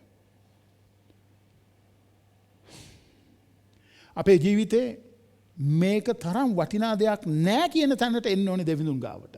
දෙවිඳුන් තරම් වටිනා දෙයක් මගේ ජීවිතේට නෑ කියන තැනට එන්න ඕනේ මම. එතන ඉඳලා තමයි මගේ ජීවිතය ආපහු ගොඩ නැගෙන තැනට උදව් කරන්න දෙවියන් වහන්සේ පටන් ගන්න. අපි කැමැත්තෙන් එන්න ඕනේ වෙන් වෙන්න කැමැත්තෙන්. කෑ ගන්න ඉඳන් නෙමෙයි අපි කියන ඉඳන් නෙමෙයි. වා ස්වේච්ඡාවෙන් කැමැත්තෙන් එන්න ඕනේ. මං වෙන් වෙනවා. මං පාපයෙන් වෙන් වෙනවා. මං මේ ඉස්සෙල්ලා මූලිකත්වයේ ප්‍රමුඛතාවයේ දීලා තිබුණ ඔක්කොගෙම මං වෙන් වෙනවා. මං එනවා ඔබ වහන්සේ වෙතට ස්වාමීනි මට අනුකම්පා කරන්න. මං එනවා මගේ ජීවිතය ඔබ වහන්සේට කැප කරලා මට අනුකම්පා කරන්න. අපි එන්න තියෙනවා ඒ වගේ ස්ථානයකට අපේ ජීවිතේ. ආවෙ නැත්නම් දෙවිඳුන් එක්ක ඔයාට ගනුදෙනුවක් නැහැ. දෙවිඳුන් රවට්ටන්න සමච්චල් කරන්න එපා. බලාපොරොත්තුවක් තියෙනවා. දෙවියන් වහන්සේගේ කොන්දේසි වලට අනුව උන්වහන්සේ වෙතට හැරීම තුල දේශයක් හැටියට, පවුලක් හැටියට, පුජ්‍යලයක් හැටියට, සභාවක් හැටියට බලාපොරොත්තු අපිට ආපහු තියෙනවා. ඉතින් අපි අද කතා කරන ප්‍රධාන කාරණාවල් දෙකක්. මොනවාද ප්‍රධාන කාරණාවල් දෙක? පළවෙනියම උන්වහන්සේ කිව්වේ මොකද්ද? තාමත් දෙවියන් වහන්සේ අනුකම්පා කරන්නට පුළුවන් බැවින් පසුතැවිලි වෙලා එන්න උන්වහන්සේ ආයාචනා කරනවා. ඒ පසුතැවිලි වෙලා ඔබ ආපුවම උන්වහන්සේ කියනවා මම ඔබව ආපහු පමුණවනවා. ඔබ ආපහු වැටුණු තැනින් නැගිටවනවා කියලා දෙවිඳුන් කියනවා. ඒ කාරණා දෙකයි අපි අද දවසේ මේ පද 6-7 තුල බැලුවේ. හරිද? මේ පද 6 තුල අපි බැලුවේ ඒකයි. 12 13 14 15 16 17. අපි බැලුවේ ඒකයි. දෙවිඳුන් තවමත් බලන් ඉන්නවා. තවමත්. එහෙත් දැන්වත් නුඹලාගේ මුළු සිතෙන්. ඒ කියන්නේ දැන් ඉන්න තැනට ඔය කතා කරන්නේ. දැන්වත් මුළු සිතෙන් හැරියල්ලා මා වෙතට. එතකොට 15 වෙනි පදේ ඉඳලා 17 කියන මම ආපහු නුඹලා වෙතට පමුණවනවා කියලා. ප්‍රේමවන්ත සහෝදරයා සහෝදරිය. දෙවියන් වහන්සේට කැරලි ගහමින් විරුද්ධව ඉන්න ආයත වචනයක් තියෙනවා. ප්‍රමාද වෙන්න ඉස්සෙල්ලා පසුතැවිලි වෙන්න. දෙවියන් වහන්සේ කවදාවත් ප්‍රමාද වැඩි නැහැ. හැබැයි ඔබ ප්‍රමාද වෙන්න එපා. ඔබ ප්‍රමාද නොවි දෙවියන් වහන්සේට ප්‍රතිචාරය දක්වන්න අද තීන්දුව තීරණය ගන්න. කැරලි ගගා ඉන්න එපා. ඔබ පරාද වෙනවා. අනිවාර්යයෙන්ම. ඔබ පණුවෙක් මැරෙන්නේ නැති ගිනි විලේ නවතින්න යන්නේ. ඔය දෙවිඳුන්ට විරුද්ධව කැරලි ගගා ඉඳලා. උන්වහන්සේක පොරටින්න එපා. ප්‍රමාද වෙන්නට ඉස්සෙල්ලා පසුතැවිලි වෙලා හැරෙන්න උන්වහන්සේ වෙතට. මේක හරි වැදගත් පණිවිඩයක් නේ අපි අහන්නේ. සමහර ඒගොල්ලෝ වාද දෙනවා. ඒගොල්ලන් හරියම නොසැලකිලිමත් ඒගොල්ලන්ගේ ආත්ම ගැන කිසි සැලකිල්ලක් නැති ජීවිතයක ඒගොල්ලෝ ජීවත් වෙන්නේ. ආත්ම ගැන සැලකිල්ලක් නැහැ. සමහර ඒගොල්ලෝ ඔක්කොම උත්තර දන්නවා ඔක්කොම හරි. ඒගොල්ලන් ඇදහිල්ලත් ප්‍රකාශ කරලා තියෙනවා කියලා කියනවා. බයිබලෙත් අපි දන්නවා ඔය කියන ඒවා අපි අහලා තියෙනවා. ඕක අපි කියවලා තියෙනවා. ඒවත් දන්නවා. ඉතින් හිතනවා විශ්වාස කරනවා ඒගොල්ලන් ආරක්ෂිතවයි ඉන්නේ කියලා. වැරදිලා ඔබට. ඔබට වැරදිලා. ඒ වගේ ආයත අද උදෑසන දෙවිඳුන් මතක් කරලා දෙනවා දෙවියන් වහන්සේගේ උදහස එන්නේ ඉස්සල්ලා ඒක ළඟයි හැරියල්ලා කියලා. මොකද උඹලා බොරු කර කර ඉන්නේ කියලායි දෙවියන් වහන්සේ ඔය කියන්නේ. මේ පණිවිඩයමයි යේසුස් වහන්සේ දේශනා කරේ. මේ පණිවිඩයමයි යොහන්ද බෞතිස්ත දේශනා කරේ මාර්ක්ස් සුභාරංචියේ 1:15 වෙනි වගන්තිය. මේ පණිවිඩයමයි දේශනා කරේ. යොහන්ද බෞතිස්ත දේශනා කරුවා. යේසුස් ක්‍රිස්තුස් ස්වාමීන් වහන්සේ මේ පණිවිඩයම දේශනා කරුවා. අද මේ පුල්පිටකෙන් ඔබට ඇහෙන්නේ ඒ පණිවිඩයමයි. කාලය සම්පූර්ණ විය. දෙවියන් වහන්සේගේ රාජ්‍ය සමීපය. පසුතැවිලි වී සුභාරංචිය අදහා ගන්න යයි උන්වහන්සේ කීසේක. මාර්ක්ස් සුභාරංචියේ 1:15 වෙනි වගන්තිය. ප්‍රේමවන්ත සහෝදර සහෝදරියෝ ඔබ මොකද්ද මේකත් එක කරන්නේ? උන්වහන්සේ එනවා. ඒ භයංකර දවසේ එනවා. එනිසා කැඩුණු බිඳුණු තැළුණු හදවතකින් ප්‍රතිචාරය දක්වන්න. ඒ භයංකර දවසේ එන්නේ කැඩුණු බිඳුණු තැළුණු හදවතක් නැතුව කැරලි ගහන මුරණ්ඩු කමෙන් ගල් සිතක් එක්ක ඉන්න මිනිස්සුන්ටයි.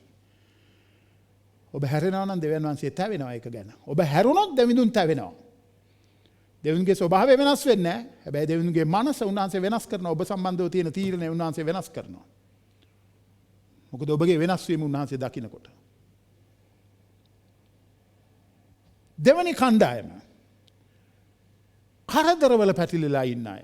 හැරෙන්න දෙවියන් වහන්සේ වෙතට. මං ඉස්සෙල්ලා කිව්වේ කැරලි ගහන අය හැරෙන්න දෙවියන් වහන්සේට. දෙවෙනුව කරදරවල පැටලිලා ඉන්න අය හැරෙන්න දෙවියන් වහන්සේට. දෙවියන් වහන්සේ මේ කරදර කාලවල පාවිච්චි කරන්නේ ඔබ නිහතමානී කරවන්න, ඔබ යටහත් කරවන්න, ජීවිතයේ යථාර්ථය ඔබට පෙන්වලා දෙන්න. ඔබ ගැන කරේ තබා තිබෙන විශ්වාසය කෙලවරකට ගේන්න ඔබව.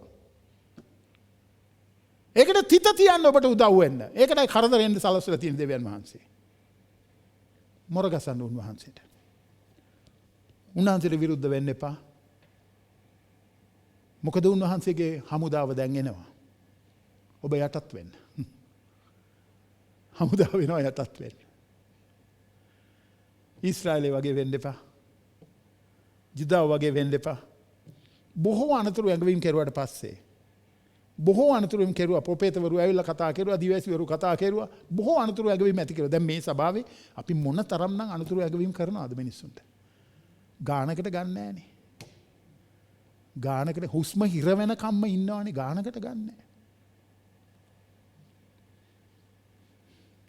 දෙවිඳුන්ගේ විනිශ්චය උදහස ඇවිල්ලා විනාශ වෙන්න ඉස්සෙල්ලා මේව ගැන බරපතල සලකන්න පටන් ගන්න. දෙවිඳුන්ගේ කාරණාවල් ගැන, දෙවිඳුන්ගේ රාජ්‍යයේ වැඩේ ගැන සලකිලිමත් වෙන්න පටන් ගන්න ඔබ. ඔබට සැබෑ ජීවිතයේ ප්‍රීතිය තියෙන එතනයි. කොච්චර අමාරු කමක් වුණත් ඔබ හරි ප්‍රීතියෙන් ඒකට මුහුණ දීලා යයි. වේදනාකාරී අවස්ථාවන් එනකොට ඔබගේ ඇතුළාන්තයේ හොඳට සූදානම් වෙලා තියෙන ශක්තිමත් ඇතුලේ. ඒකට නෙමෙයිද අපි මේ උත්සාහ කරන්නේ ඔබ ගේන්න. එතනට ගේන්න නෙමෙයිද අපි මේ උත්සාහ කරන්නේ. යේසුස් ස්වාමින් වහන්සේ අපිට මතක් කරලා දෙන්නේ ඒ මහා විශාල වූ සමුදානන් ඒ හමුදාවත් එක්ක එනවා. එනිසා උන්වහන්සේ පෙන්වලා දෙන ආකාරයේ සමාදානයකට එන්නයි අපිට ආරාධනා කරන්නේ. අපිට සමාදාන කොන්දේසි උන්වහන්සේට දාන්න බෑ. උන්වහන්සේ සමාදානයේ සම්බන්ධව අපිට ඉදිරිපත් කළ තියෙන කොන්දේසියට අපි යටත් වෙලා එමු. බයෙන් අවිශ්වාසය තුල සැක කරමින් ඉන්නා වූ අයටත් වචනයක් තියෙනවා. අද මේක ඉවර කරන්න ඉස්සෙල්ලා. මොකද්ද බයෙන් තැතිගෙන සැක කරමින් ඉන්නා වූ අයට තියෙන වචනය? දෙවියන් වහන්සේ සහතිකයක් දෙනවා. ඔබ මොනතරම් කරදර මැද්දේ, බාධා මැද්දේ, අවිශ්වාසයන් සැකයන් මැද්දේ ගියත් විශ්වාස කරන්න මාව. එතකොට මම ඒවා ඔක්කොම පෙරලනවා ඔබගේ වාසියට. ඔබ බය වෙන්න ඕනේ නැහැ උදහසට එතකොට. මොකද හැම වෙලාවෙදිම බය තියෙන තැන ඇදහිල්ල නැහැ. ඇදහිල්ල තියෙන තැන බය නැහැ. ඉතින් මොකක් එක්කද ඔබ ජීවත් වෙන්නේ අද උදෑසන? බය තුලද ඇදහිල්ල තුලද? බය වර්ධනය කරගන්න අභ්‍යාසද ඔබ කරන්නේ නැත්නම් ඇදහිල්ල වර්ධනය කරගන්න අභ්‍යාසද? මොනවද ඔබ කරමින් ඉන්නේ? සෝදිසි කළ බලන්න. ඔබගේ ක්‍රියාවල් ඔබට ඒක ඔප්පු කරලා පෙන්නනවා. ඔබ ඉන්නේ මොන වගේ ක්‍රියාදාමයකද අභ්‍යාසයකද කියලා. මොන වගේ ව්‍යායාමයකද යෙදලා ඉන්නේ කියලා ඔබට පෙන්නනවා ඒක. සාතන් හරි උත්සාහයක යෙදෙන ඔබගේ හිත අධෛර්යවත් කරන්න. ඔබගේ ওই වෙහෙස වැඩක් නැහැ. ඔබ කෑ ගැහුවට වැඩක් නැහැ. මිනිස්සු ඕව වහන්නේ නැහැ. ඔබ කෑ ගහන්න එපා වැඩක් නැහැ. මනසට එන සිතවිලි. උච්චර කිව්වත් අහන්නේ නැහැ. ඒක නිසා ඔන්න ඔය කෑ ගහන්න නැතුව ඉන්න ඒගොල්ලන්ට ඕනේ දෙයක් කරගෙන ඉන්න දෙන්න. ඔය දෙවිඳුන් එක සමගි වෙන්න කියලා කෑ ගහන්න එපා අපරාධේ. යකා කීනේ වේවා. දෙවියන් වහන්සේ කියන්නේ ඇහුවේ නැතත් කියන්න කියලා. ඒක තමයි යෙසායට දීපු පණිවිඩය 6 වෙනි පරිච්ඡේදය 8යි 9යි පදවල. ඔබ ගිහිලා මේක කියන්නේ මිනිස්සු අහන්නේ ඒත් කියන්න. මම කරන්න ඕනේ දෙවිඳුන් කියන දේ. මම කරන්න ඕනේ ඔයා කියන දේ නෙමෙයි. මම කියන්න ඕනේ දෙවිඳුන් කියන දේ මට කරන්න කියලා. ඒ නිසා දෙවියන් වහන්සේ කියන දේට ඔබ අහුම්කම් දෙනවා නම් ඔබ අද උදෑසන තීරණයක් ගනි. මට ඕනේ මේ උදහසෙන් නිදහස් වෙලා විනිශ්චයෙන් නිදහස් වෙලා මේ වගේ වැරදි විපාක ලබන්නේ නැතුව උන්වහන්සේගේ කරුණාව දයාව තුල ජීවත් වෙමින් ජීවිතේ භුක්ති විඳින්න. සාතන් මේ බොරු කරගෙන ආවත් වැරදි අදහස් සිටිවිලි ඔලුවට දැම්මත් වදෙන්නවද? ජෝෙල් ඕනේ තරම් කාරණාවල් ඉදිරිපත් කරන 13 වෙනි පදේ ඕකට. දෙවියන් වහන්සේගේ ගති ලක්ෂණ පෙන්වලා දෙමින්. දෙවියන් වහන්සේගේ කරුණාවල් දයාවන්තකම බලන ඒකන උන්වහන්සේ දයාවන්තයි, අනුකම්පාවෙන් පිරලා ඉවසිලිවන්තයි, කරුණාවන්තයි, විපත්ති ගැන තැවෙන දෙවියන් වහන්සේ කියලා. ජෝෙල් කියලා දෙනවා කාරණාවල් ගොඩක් දෙවියන් වහන්සේ ගැන 13 වෙනි පදේ. ප්‍රේමන්ත සහෝදර සහෝදරිය, යේසුස් වහන්සේ ආවා අපිට දයාව කරුණාව පෙන්නලා. යේසුස් වහන්සේ දෙවියන් වහන්සේගේ උදහසේ හමුදාව එනකොට යේසුස් වහන්සේ හිටගත්තා අපිට ඉස්සරහින්. හිටගෙන ඒ උදහස උන්වහන්සේ ලැබුවා. උන්වහන්සේ වින්දා. ඒ දඬුවම වින්දා. ඒ හමුදාවෙන් උන්වහන්සේ බැට කෑවා. උන්වහන්සේ පාපේ ඔක්කොම දරා ගත්තා උන්වහන්සේ පිට. ඔයයි මමයි වෙනුවෙන්. දැන් අපි දරන්න දෙයක් නැහැ. උන්වහන්සේක දරාගෙන තියෙන්නේ. උන්වහන්සේක දරාගත්තා නම් දැන් එහෙනම් මට නිදහස දීලා තියෙනවා. මේ නිදහස වල් බూరు නිදහසට හරව ගන්න නැතුව හරි දේ කරමින් ජීවත් වෙමු අපි.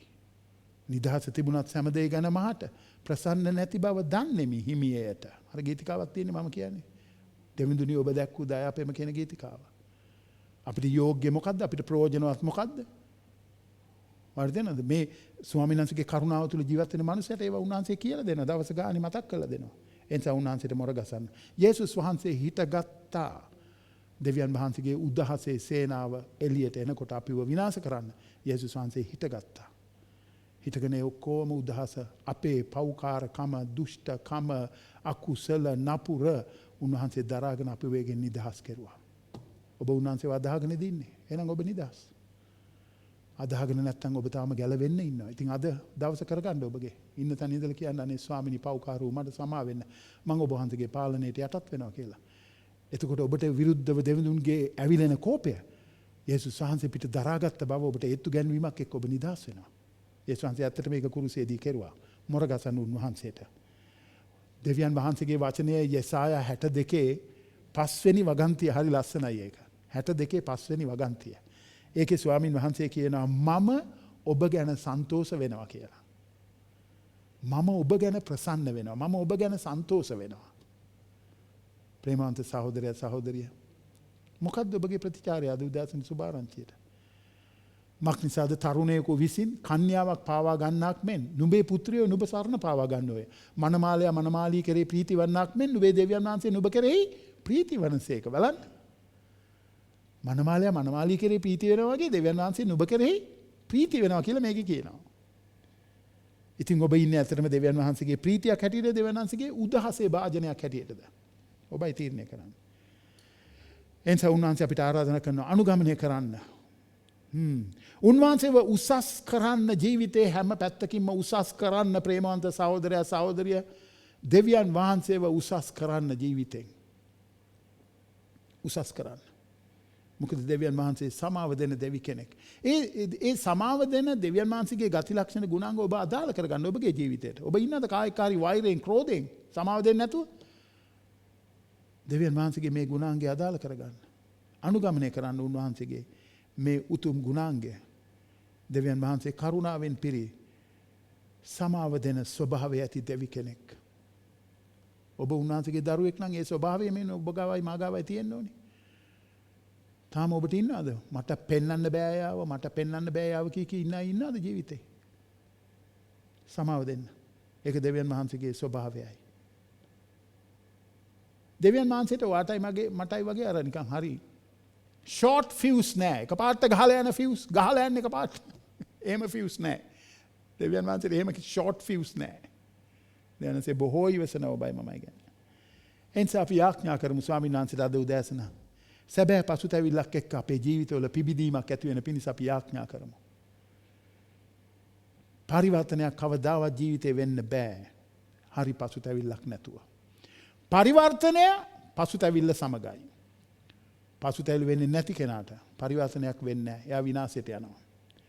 අපේ ජාතියක් හැටියට, අපේ පවුලක් හැටියට, අපි සභාවක් හැටියට, අපි පුද්ගලයන් හැටියට පසුතැවිලි වුණ නැත්නම් ඔබ විනාශ වෙනවා. ඒ නිසා දෙවියන් වහන්සේ ආරාධනා කරනවා එන්න පසුතැවිලි වෙන්න. ආරාධනා කරනවා එන්න මට ඕනේ ඔබ උගඩ නගන්න. ඔබ එකඟද? අපි ස්වාමින් වහන්සේට යාඥා කරමු. දෙවි පියාණෙනි අපි ඔබ වහන්සේට ස්තුතිවන්ත වෙනවා අද දවසේත්. අපේ සිත් වලට ඔබ වහන්සේ කතා කෙරුවා. අනින ලද සිත් අපිට ඇති කෙරුවට ස්තුති වේවා ස්වාමිනේ. මම යාඥාවෙන් මගේ සහෝදර සහෝදරියන් සමග එකතුව ඔබ වහන්සේට මොරගසනවා මේ උදෑසන. අනේ ස්වාමිනේ අපේ අකටයුතුකම අසාධාරණ අයුක්තිය ගැන අපිට කමා කළ මැනව අපි හැරෙනවා ඒ වගේ හැරෙනවා. අපේ දුෂ්ටකම් වලින් හැරෙනවා, සමාව නොදෙන ආත්මයෙන් අපි හැරෙනවා. ඔබ වහන්සේගේ සමාදානයේ කොන්දේසි වලට අපි යටත් වෙලා ඔබ වහන්සේගේ කරුණාව ලබන පිණිස අපි එනවා. අපිට උදව් කරන්න ස්වාමිනී යේසුස් වහන්සේගේ නාමයෙන් අපි මෙසේ ඔබ වහන්සේගෙන් ආයද සිටිනවා. යේසුස් වහන්සේගේම උතුම් නාමයෙන්. ආමේන්.